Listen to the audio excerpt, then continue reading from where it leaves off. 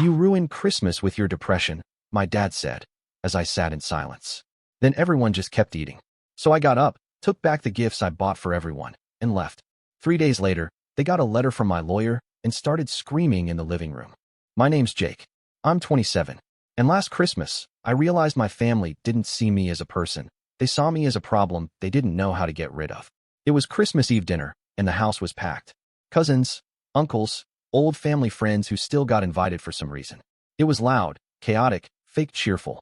The kind of holiday scene you'd see in a snow globe, until you shook it and watched everything crash. I had almost skipped it this year. I'd been in a dark place for a while. Depression doesn't hit like a truck. It drips in, slow and quiet, until your whole life feels waterlogged and heavy. But I was doing the work. Weekly therapy, journaling, medication. I was climbing out of it, inch by inch. And part of that process was showing up. So I did.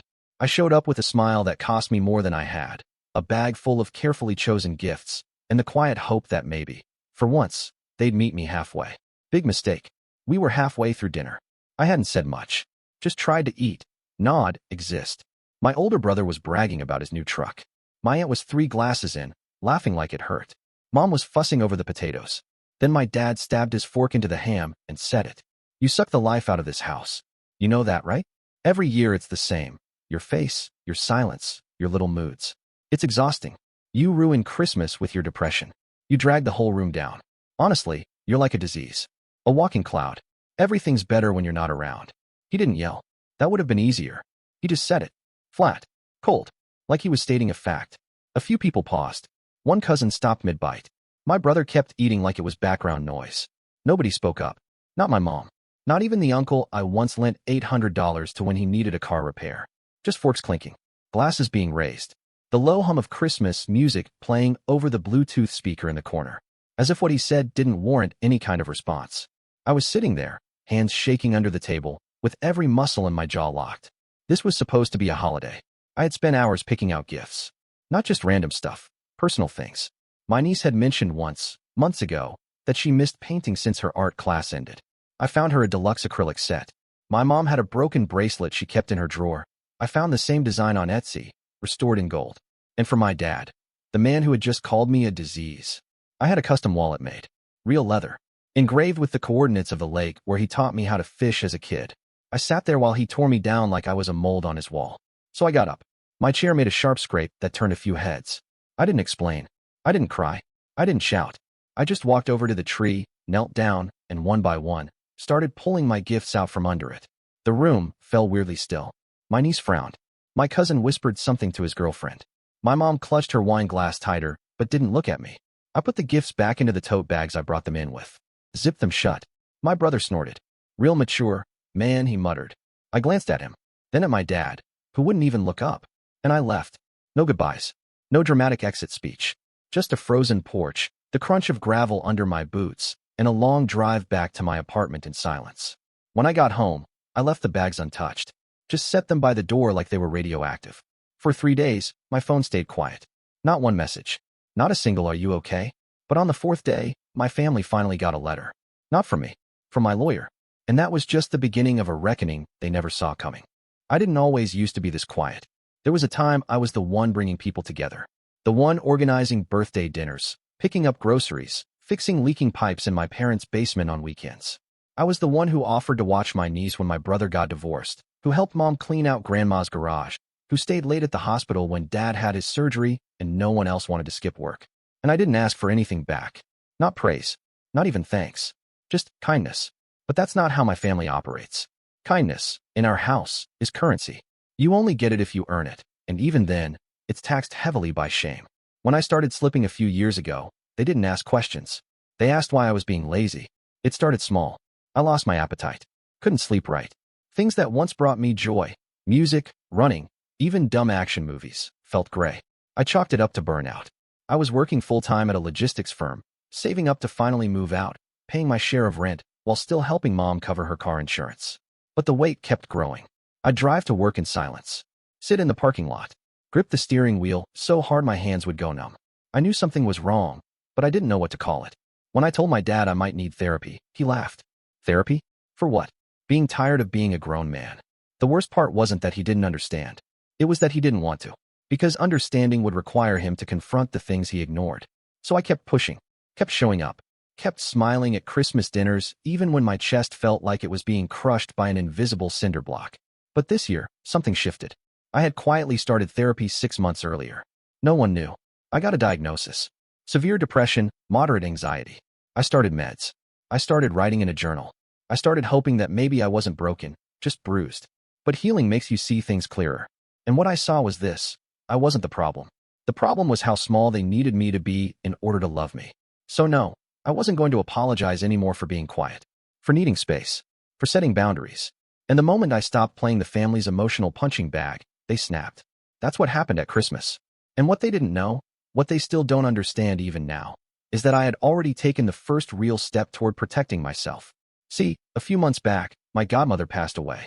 She wasn't blood, but she was the only adult in my life who ever treated me with actual warmth. No strings, no size, just kindness. She had no kids, no spouse. She left me everything. It wasn't millions, but it was enough. Enough to clear my debt, enough to pay off my lease for the next 2 years, and enough to make a quiet move I never told my family about. I became co-owner of the family's old lakeside cabin, the same cabin we use for every holiday, the one they all take for granted, the one I helped repair with my own 2 hands the summer I was 19. My parents were in default on the loan, quietly, embarrassingly, and when the mortgage company came knocking, guess who they called? Me. I paid it off, in full, in exchange for co-ownership and full legal rights over its use, sale, and transfer. It was the only way to keep the place in the family, and they were too proud to tell anyone what had happened.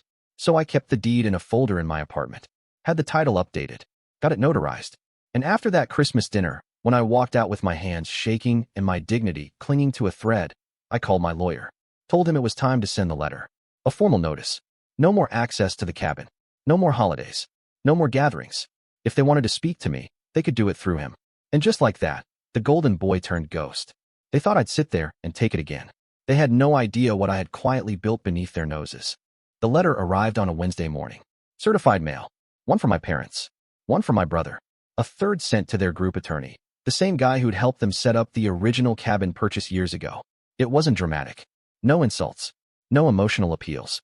Just 5 pages. Clear, quiet, and legally airtight. Page 1. Notice of restricted access to the lakeside property effective immediately. Page 2. Documentation of my 51% controlling ownership, notarized and recorded with the county. Page 3.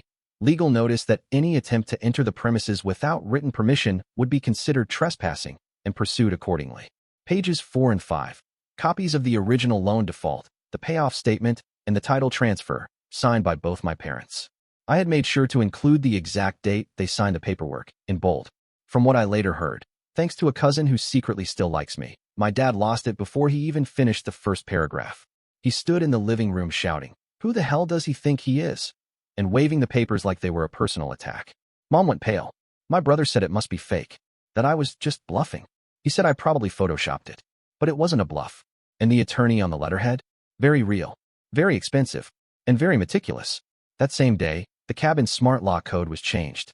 Cameras were installed. The electricity was moved fully under my name. And a fresh legal notice was placed on the front door. No entry without authorization. Property under personal surveillance. I watched the Ring camera footage later that weekend. My parents drove out to the cabin that Friday afternoon like they always did after the holidays. They walked up to the porch. Dad tried the door. It beeped red. He looked into the lens and muttered something I couldn't hear. Then he tried the code 3 times. Beep, beep, beep. No entry. Mom started crying on the steps. She looked more confused than sad, as if this was happening to them, as if they hadn't created this exact moment with every dismissive look, every cold silence, every time they turned away when I needed them most. They left after 15 minutes. No call, no message, just a stunned retreat down the gravel path. That night, my brother texted me. "Seriously? You're really locking the family out over some holiday drama? Grow the hell up." I didn't answer, because it wasn't about just a holiday. This was about years of emotional labor. Years of feeling like I had to earn the right to be loved. Years of sitting at that cabin's bonfire pretending things were okay, just to keep them comfortable. And now, the silence was finally working in my favor. The next morning, my lawyer got a call from their family attorney. He asked if this situation could be resolved informally. No lawsuits, just a quiet chat. My lawyer politely declined. We were fully within our rights. No negotiations needed. Let them call me when they learn how to apologize, I told him. I didn't expect them to. And honestly, I didn't care. Because for the first time in my life, the family that always taught me my feelings didn't matter was being forced to sit with their own. And they were miserable in it. It took them 4 days to say anything. 4 days of complete silence after the letter. Then voicemails. The first one came from Mom. She sounded tired, like someone who was used to getting her way with a sigh and a plate of food. Jake, honey, I don't know what that letter was about. I don't know what's gotten into you. But your father is hurt. Your brother's confused. Everyone's just upset. You're hurting everyone. We're family. We need to talk. She paused, then added, just come home. Let's forget about all this drama, okay? That was the first of 12 voicemails I got that week. 12. And not one of them included the word sorry. Not for Christmas. Not for the names. Not for calling me a disease. Not for leaving me alone in my lowest moment like I didn't even exist. They just wanted their cabin back. They wanted access to the thing I had saved, the place I had poured money into when they were too proud to admit they'd lost control. But they didn't want me.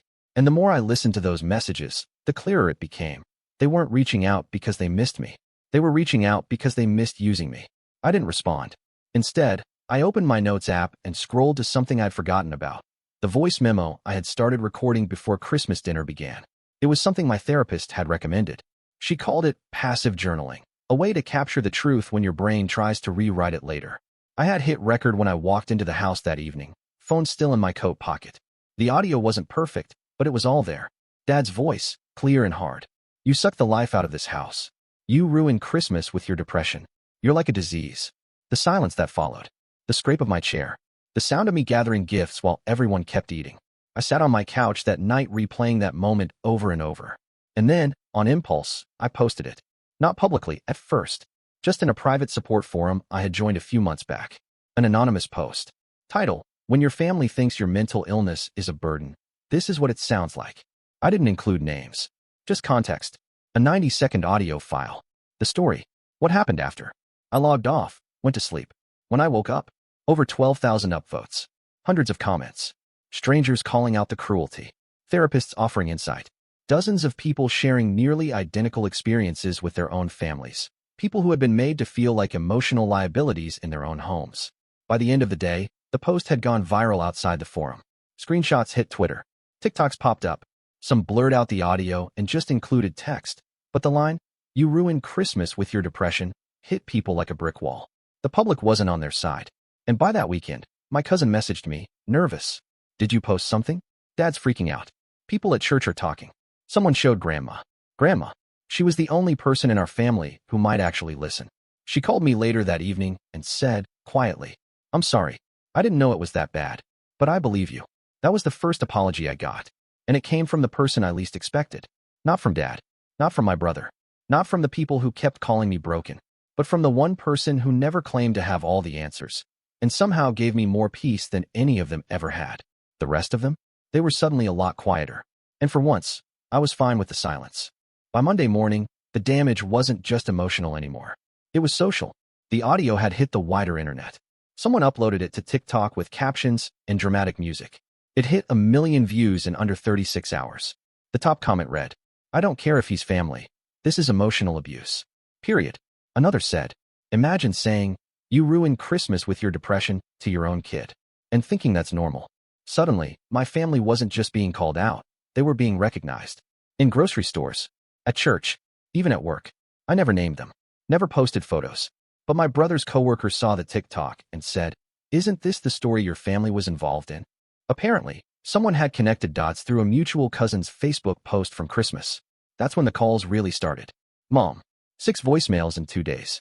Some tearful, some angry. "You don't understand what you've done. Your father's coworkers are talking. Your brother's boss saw it. We're being humiliated over a misunderstanding." Misunderstanding. That word again. Like this was all one big accident. Like the things they said were some sort of foggy confusion instead of the polished cruelty of people who meant every word. Then came the big one. Dad. For the first time in years, he called me himself. Left one voicemail. Short. Aggressive. Seething. "We need to talk. You've made your point. Now take it down." That was the moment I knew. They weren't sorry. They were just scared. Scared that the version of our family they performed for the world was starting to crack.